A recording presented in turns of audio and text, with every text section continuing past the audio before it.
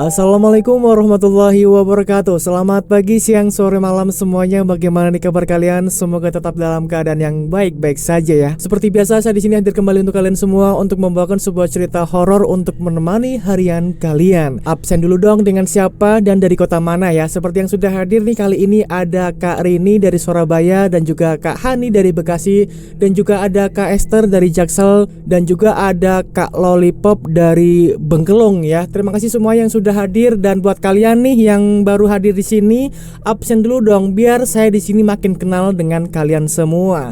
Tak kenal maka tak apa teman-teman? Itu ya. Oke, hari ini kita akan melanjutkan cerita lagi dari lanjutan kemarin ya, yang berjudul Griyo Sewu Demit. Nah, teruntuk kalian yang baru hadir di video kali ini, saya sarankan untuk terlebih dahulu menonton video di sebelumnya ya, part sebelumnya, karena biar kalian tuh paham alur cerita untuk di part kali ini. Nah, untuk kalian yang sudah gak sabar lagi akan kelanjutan dari cerita Griyo Sewu Demit, dan inilah saatnya kita akan melanjutkan lagi ceritanya. Sudah siap semuanya? Pasang posisi ternyaman kalian, siapkan cemilannya dong. Kita langsung aja masuk ke ceritanya.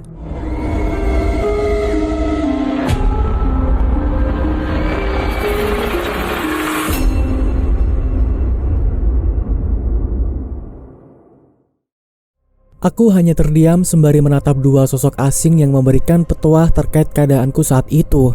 Ingin rasanya tubuhku maju ke depan. Namun di depan sana, aku merasakan energi yang begitu kuat dan tajam. Begitu juga dengan jalanan yang ada di belakangku. Jalanan itu tampak sangat asing dan tidak pernah aku datangi. "Ini di mana, Bu?" tanyaku kepada ibu itu. "Kamu ada di dimensi lain, Nak," ucapnya. Jawaban itu membuatku terkejut. Pikiranku saat itu benar-benar bercabang antara ingin mempercayai perkataannya atau menyangkalnya. Namun dengan keberadaanku yang mungkin saja tidak semua orang tahu, hal itu membuatku percaya akan perkataannya. "Tunggulah sejenak, dia akan menolongmu." Aku hanya terdiam sembari menunggu panggilan itu. Aku menatap langit yang warnanya berbeda dari dunia nyata. Warnanya gelap, tak ada cahaya rembulan dan juga bintang-bintang yang menyinari sekitaran langit. Apakah di dimensi lain keberadaan bintang-bintang dan bulan tidak nampak? Tapi kalau di dimensi mimpi, oh itu channel ding ya, itu channel horor ya. Oke, kita lanjut. Tidak lama kemudian, aku mendengar suara tanpa rupa. Lagi-lagi, suara itu berdengung kencang seperti bisikan yang tepat mengarahkan ke telingaku. "Mas Panji, tutup matamu sekarang." Aku pun langsung menatap ke arah ibu yang sedang memegangi tangan anaknya. Ibu itu menyadari akan sesuatu yang sedang terjadi kepadaku. Dia pun menganggukkan kepalanya sembari tersenyum. "Lakukan, Nak. Kamu harus kembali ke tempatmu. Ini bukan duniamu," ucap ibu itu. Aku pun mengangguk paham. Entah mengapa aku rasa sosok ibu dan anak itu bukanlah seperti sosok-sosok yang pernah aku temukan. Aku merasakan kehangatan dan kenyamanan yang memang berasal dari sosok ibu-ibu dan anak itu. Tak lama setelah itu, aku pun memejamkan kedua mataku agar sukmaku bisa kembali lagi ke dunia nyata. Aneh tapi nyata, tiba-tiba ada 3 tangan yang meraih tubuhku. Tangan-tangan itu mengangkat tubuhku seperti menariknya ke atas langit. Tubuhku terangkat ke atas. Secara bersamaan, tiba-tiba aku merasakan getaran di tiap tubuhku tepat di saat suara bising mobil terhenti di pinggir jalan. Bersama dengan itu, Pak Hartawan dan supirnya langsung membangunkanku. "Mas Panji, kita sudah sampai, Mas." Aku pun terbangun sembari melihat wajah Pak Hartawan dan juga supirnya yang merasa kebingungan. Aku tidak bisa berkata apa-apa selain merasa aneh dan kebingungan. "Kita ada di mana, Pak?" tanyaku. "Kita sudah sampai, Mas." Aku pun terdiam sembari melihat jam di ponsel. Aku terkejut bukan main. Ternyata sudah jam 2 pagi. Pak Hartawan pun menyuruhku untuk turun. Dia membukakan pintu untukku dan menuntunnya untuk menuju ke kantor tempatku tinggal. Pikiranku saat ini masih kacau. Aku masih belum mengingat apapun. Energiku juga seperti habis dan tak bisa merasakan energi-energi yang ada di sekitaran. Di depan sana, aku melihat ada beberapa orang kantor yang sedang menunggu. Tampaknya Pak Hartawan mengundang mereka ketika tubuhku terjebak di dimensi lain. Mereka, orang-orang kantor, melihatku dengan kekhawatiran yang sangat besar. Ingin rasanya aku menceritakan perjalanan serta keadaanku saat terjebak di dimensi lain. Namun mulutku tidak bisa berkata apa-apa. Aku pun memutuskan untuk masuk ke kamar dan ambruk seketika di kasur. Pak hartawan yang kebetulan melihatku dengan kondisi seperti itu merasa khawatir. Namun di luaran kamar, aku mendengar suara Pak hartawan yang sedang berbincang-bincang bersama dengan Mas Aryo serta orang kantor lainnya. Aku tidak mengizinkan Pak hartawan untuk mengajaknya ke sana lagi, tekan Mas Aryo. Loh kenapa mas? Tanya Pak hartawan. Bapak tahu kan, Panji itu adalah orang yang bukan seperti orang-orang pada umumnya. Ketika dia mendapati sebuah energi yang besar, maka penglihatannya akan terbuka lebar dengan jelas. Jelas Mas Aryo. Pak hartawan hanya terdiam. Dia menyadari apa yang menjadi kesalahannya. Terlepas dari itu, Pak hartawan juga menyampaikan permintaan maafnya kepada Mas Aryo. Namun Mas Aryo tidak bisa menerima permintaan maaf itu secara cuma-cuma. Minta maaflah ke Mas Panji. Dia pasti down sekali dan merasa tidak ada yang membantunya ketika terjebak di tempat sana. Jelas Mas Aryo. Malam itu, Mas Aryo pun meminta kepada Pak hartawan atau siapapun yang mungkin berada di kantor untuk tidak mencampuri urusan pribadinya dengan urusanku. Apalagi yang mengarah kepada keinginan pribadi untuk memecahkan rasa penasaran terkait mitos yang beredar di sekitaran pantai utara. Karena jika hal itu terus dilakukan, maka tubuhku akan terus kehilangan energi. Bukan itu saja, tubuhku juga akan berlubang dan dapat mudah dimasuki oleh sosok-sosok. Keesokan harinya aku terbangun terlambat. Tepat di pukul 9 pagi, aku terbangun dengan tubuh yang benar-benar sulit untuk digerakkan sama sekali. Tiba-tiba hatiku merasa hampa. Pikiranku menjadi tidak bisa untuk berpikir hal-hal yang baik. Kesedihan yang sudah aku pendam kini meledak dengan sendirinya. Aku pribadi menginginkan kehidupan yang normal. Tidak ada keinginan sedikit pun untuk bisa mendapatkan kemampuan seperti ini. Melihat sesuatu yang tidak tampak bukanlah hal yang mengesankan atau tergolong istimewa. Namun bagiku, itu adalah sebuah kekurangan yang aku miliki. Karena aku bisa melihat sesuatu yang tidak semua orang lihat. Banyak orang juga menilai hal ini sebuah kelebihan yang memang harus aku syukuri dan gunakan sebaik mungkin. Namun bagaimanakah jika konsepnya dipergunakan kepada hal-hal yang tidak baik? Saat itu air mataku tumpah. Aku langsung teringat dengan ibu dan bapak yang berada di rumah. Mereka mungkin merasakan kegalauan serta kesedihan yang aku alami saat ini. Menimpali orang-orang yang tidak paham, aku sendiri tidak menggebu-gebu untuk memberitahu kepada mereka terkait apa yang baru saja aku terjadi dan rasakan saat itu. Tetesan air mata berjatuhan di kasur. Aku tidak bisa menahannya lebih lama. Rasanya sedikit bebanku sudah berkurang bersamaan dengan ketakutan yang baru saja aku alami saat itu.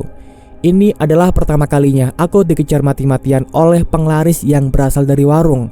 Aku tidak menyalahkan siapapun dalam kejadian ini. Kebetulan saja takdirku membawaku kepada warung yang penuh dengan penglaris. Kemungkinan besar aku sendiri tidak bisa menyadari jika warung itu memiliki penglaris yang dimana para sosok-sosoknya termasuk dalam bagian demit-demit ekstrim yang berani mengejar atau mencelakai orang-orang yang berkeinginan untuk membongkar rahasia terkait usahanya. Tapi aku sendiri manusia biasa, manusia yang tidak luput dari rasa takut dan kadang keberanian yang sudah kutanamkan dalam hati sirna begitu saja. Pak, aku mau pulang ke rumah, ucapku sembari mengusap air mata yang terus-menerus keluar dari kedua mataku. Bersama dengan itu, pintu kamarku diketuk oleh seseorang. Mas Panji, aku boleh masuk? Aku mengenali suara itu. Itu adalah suara dari Mas Aryo yang mungkin saja menyadari keadaanku saat ini. Aku pun segera menutupi kesedihanku. Rasa tangis dan keinginan untuk pergi dari kantor ini aku pendam dan kubur lagi dalam-dalam. Aku tidak ingin orang-orang yang berada di sekitaran kantor merasakan kegalauan serta kesedihan yang aku rasakan saat itu. Lebih baik aku menahan dan menguburnya dalam-dalam hingga aku bisa meluapkannya dengan lega di suatu tempat nanti. Setelah aku beberes kamar, aku segera membuka pintu itu. Saat pintu terbuka, aku terkejut ketika orang-orang kantor sudah menunggu di depan kamarku. Ada apa mas? Kok ramai-ramai begini ya? Gak ada apa-apa mas, jawab Pak hartawan. Aku melihat wajah Pak hartawan yang penuh kekhawatiran kepadaku. Begitu juga dengan Mas Aryo. Mereka semua yang kebetulan berada di luar kamarku merasakan apa yang memang aku rasakan saat malam itu. Pak hartawan dan Mas Aryo pun meminta izin untuk masuk ke dalam kamar. Aku membolehkan mereka berdua untuk masuk. Saat mereka masuk ke dalam kamar, aku masih belum bisa berkata apa-apa. Pak hartawan yang memang menginginkan obrolan ini diprivasikan, akhirnya dia menutup kembali pintu kamar. Di dalam kamar itu hanya ada aku, Pak Hartawan, dan juga Mas Aryo. Kami bertiga pun duduk sembari membahas satu pembahasan terkait kejadian semalam. "Gimana keadaannya, Mas?" tanya Mas Aryo. "Masih lemes, Mas." "Istirahat yang banyak, Mas. Tubuh kamu berlubang lagi," ucap Mas Aryo. Aku pun langsung meraba bagian belakang tubuhku. Aku sendiri tidak merasakan apapun, namun bagian pundak dan kakiku terasa sangat pegal. Pikirku itu karena efek begadang yang sering kulakoni hampir sebulan ini.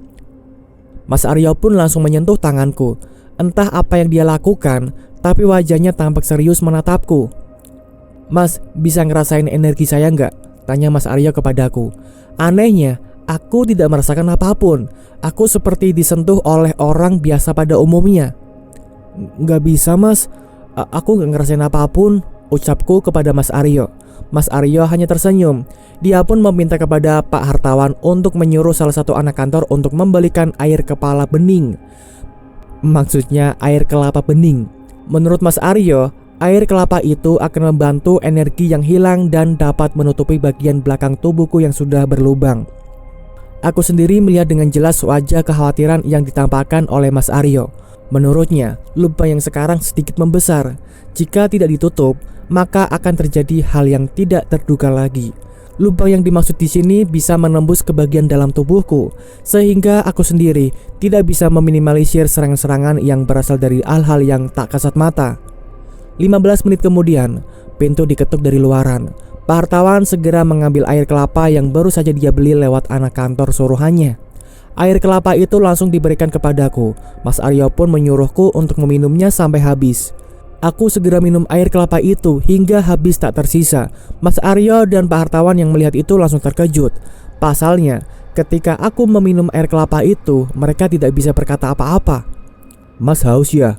tanya Pak Hartawan. Aku menggeleng-gelengkan kepala. Aku sendiri tidak merasakan haus sama sekali.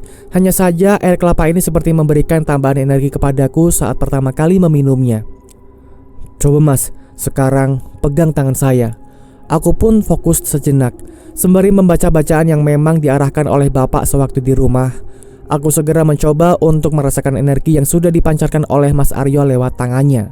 Saat aku memegang tangan Mas Aryo, tiba-tiba tanganku merasa hangat, seperti ada energi yang memang sedang bersentuhan. Selain itu juga aku bisa melihat dengan jelas pancaran energi yang berada di tanganku. "Sudah kembali lagi, Mas?" tanya Mas Aryo. "Alhamdulillah sudah, Mas." Setelah energiku dirasa sudah kembali, aku pun disuruh oleh Pak Hartawan untuk istirahat penuh. Mengingat kondisiku yang belum fit sepenuhnya, Pak Hartawan pun memberikan kemudahan kepadaku untuk tidak bekerja terlebih dahulu. Pagi itu, aku pun kembali beristirahat sembari menunggu waktu agar tubuhku bisa kembali sehat sepenuhnya. Sore harinya, aku terbangun. Aku sendiri merasakan jika tidur kali ini sangat lama. Mungkin ini adalah efek dari pemulihan tubuhku yang berlubang. Sehingga untuk kembali memulihkannya, aku harus benar-benar sabar dan kembali merehatkan semuanya. Aku bangkit dari kasur. Pikiran pertamaku adalah bagaimana caranya agar aku bisa melihat luaran kamar. Seharian ini aku belum keluar kamar dan tidak tahu apa yang terjadi dengan dunia luar. Namun hal yang tidak terduga kembali lagi. Tiba-tiba pintu kamarku terbuka dengan sendirinya. Aku segera menarik sarungku dan dengan cepat tubuhku merasakan ada energi aneh yang tiba-tiba bentrok dengan tubuhku. Kepalaku langsung pening saat itu. Perutku juga merasakan hal yang sama. Mungkin karena aku sendiri belum makan seharian, sehingga perutku mual dan dari mulutku keluar air yang berwarna bening seperti ludah. Ada apa ini? Aku pun terdiam sejenak. Namun jendela kamarku tiba-tiba bergerak. Beberapa barang-barang yang berada di atas lemariku juga terjatuh dengan sendirinya. Bersama dengan itu, mataku menangkap sebuah sosok yang melewati kamarku secara perlahan. Sosok wanita dengan gaun berwarna putih kotor berjalan dengan begitu anggunnya. Kepalanya yang selalu menunduk dengan rambutnya yang sangat panjang membuat tubuhku merinding dibuatnya. Kamu siapa?" tanyaku saat melihat sosok wanita yang terhenti tepat di depan kamar. Sosok wanita itu langsung menengok ke arahku, lalu kemudian dia tersenyum. Wajahnya yang hancur dengan bagian mulutnya yang robek membuat mataku terhenti untuk menatapnya. Sosok wanita itu berkata kepadaku dengan kalimat yang mengerikan. "Kamu sudah sembuh, Nak?"